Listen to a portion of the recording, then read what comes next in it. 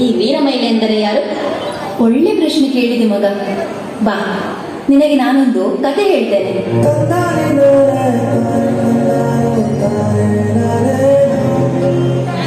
ಆಕಾಶದ ತಮಕ ಮಾಡಿ ಸೂರ್ಯದೇವನಿಗೆ ಕೈಯನ್ನು ಮುಗಿದು ತುಂಬು ಗರ್ಭಿಣಿಯೊಬ್ಬಳು ಬೇಡಿಕೊಳ್ಳುತ್ತಾಳೆ.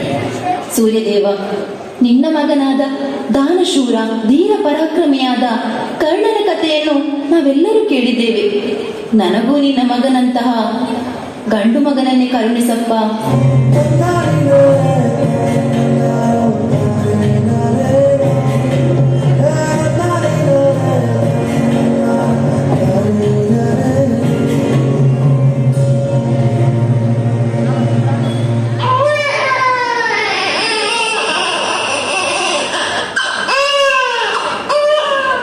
ತುಂಬು ಗರ್ಭಿಣಿಯ ಮೊರೆಗೆ ಓ ಕೊಟ್ಟ ದೇವರು ಆಕೆಯ ಆಸೆಯೆಂದು ಒಂದು ಗಂಡು ಮಗುವನ್ನೇ ನೀಡುತ್ತಾನೆ.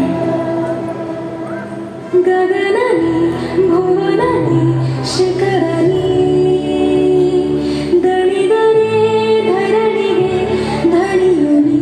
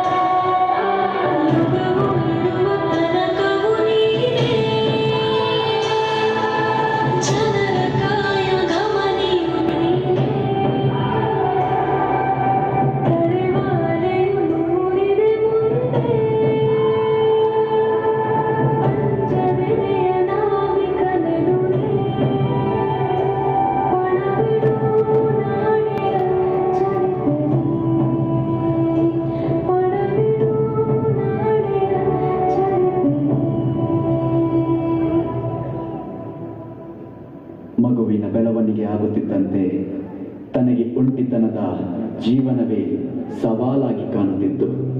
ಅದನ್ನೆಲ್ಲ ಮೆಟ್ಟಿ ನಿಲ್ಲು ಆಸೆಯಿಂದ ತನ್ನ ಮಗನಿಗಾಗಿ ಜೀವನವನ್ನೇ ಮುಡಿಪಾಗಿಟ್ಟಳು.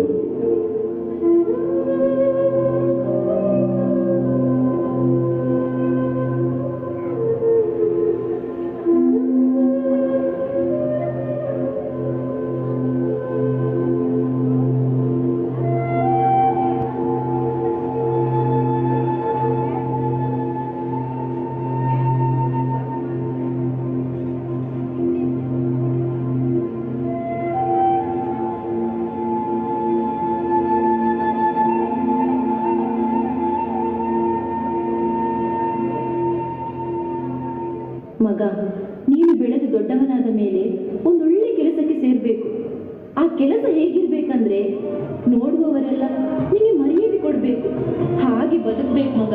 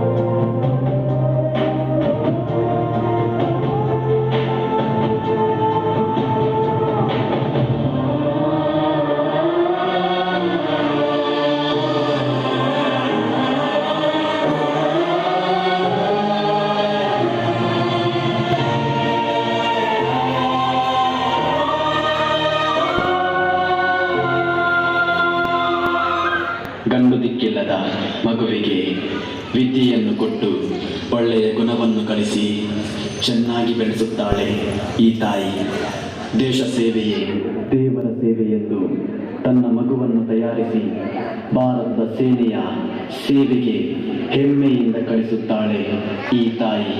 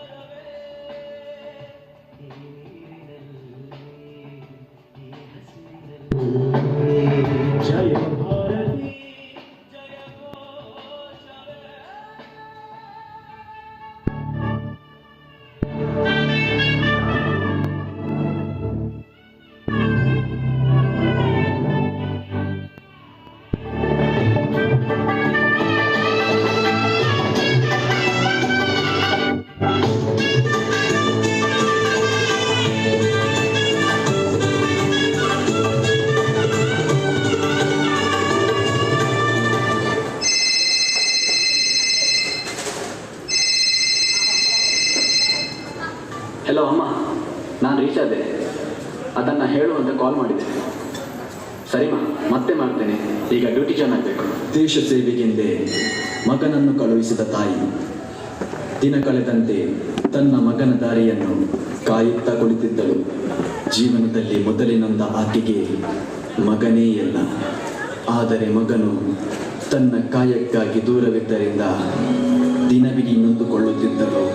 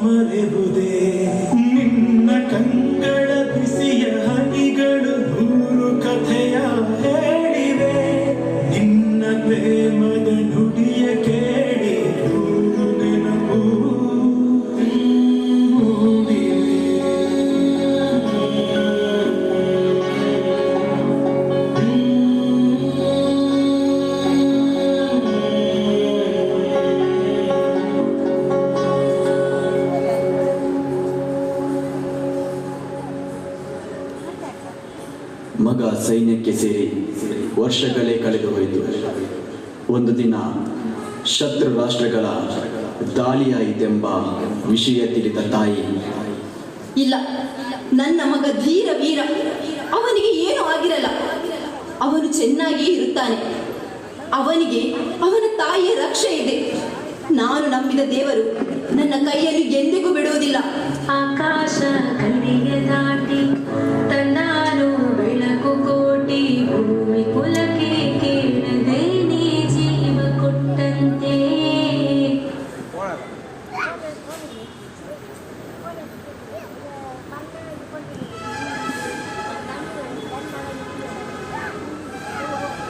ಕಡಿಯ ದಾಟಿ ತನ್ನಾನು ಬೆಳಕು ಕೋಟಿ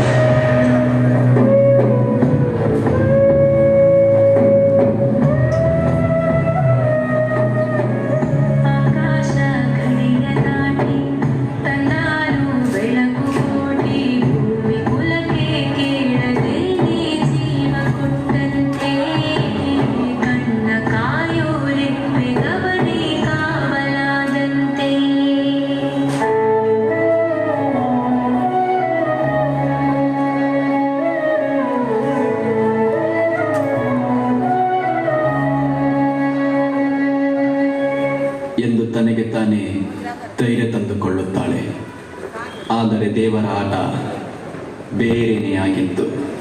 ತಾಯಿಯ ಧೈರ್ಯ ಸುಳ್ಳಾಗಿ ಹೋಯಿತು. ದೇಶ ಸೇವೆಗೆ ಹೊರಟ ಮಗ ಶವವಾಗಿ ಮನೆಗೆ ಬರುತ್ತಾನೆ.